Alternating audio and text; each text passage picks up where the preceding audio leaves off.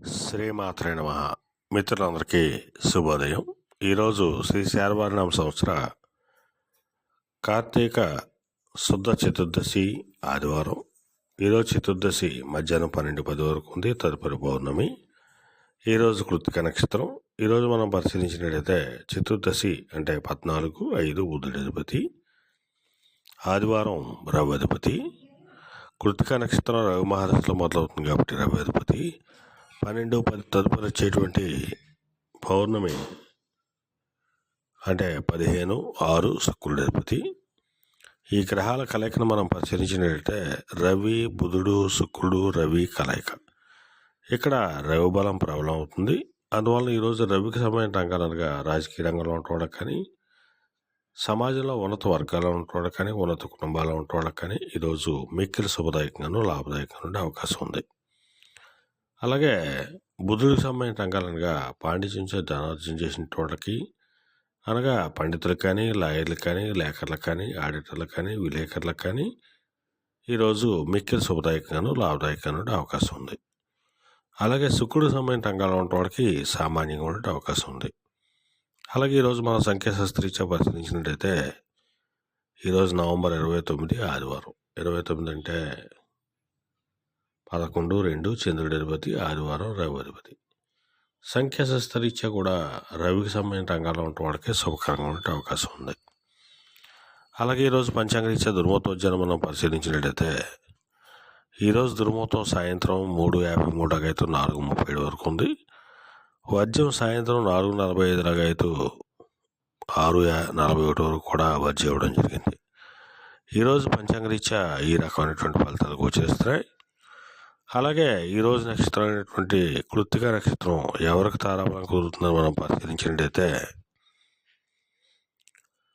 భరణి, రోహిణి, మృగశిర, పునరసు, ఆశ్లేష, పుబ్బ, హస్త, చిత్త, విశాఖ, జ్యేష్ఠ, పూర్వాషాఢ, శ్రవణం, ధనిష్ట, పూర్వభద్ర, రేవతి.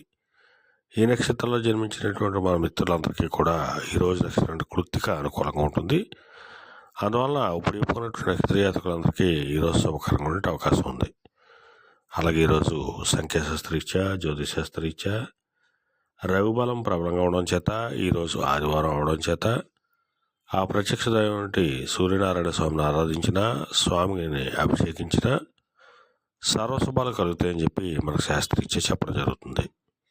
అలాగే ఈరోజు ఆదివారం, అందువల్ల లేత నారింజ రంగు వస్త్రాలు కానీ లేదా దవడ వస్త్రాలు కానీ ధరించినట్టయితే సర్వశుభాలు కలుగుతాయని చెప్పి మనకు శాస్త్రీత్యా చెప్పడం జరుగుతుంది. అలాగే ఈరోజు ఆదివారం రవి బలం ప్రబలంగా ఉంది.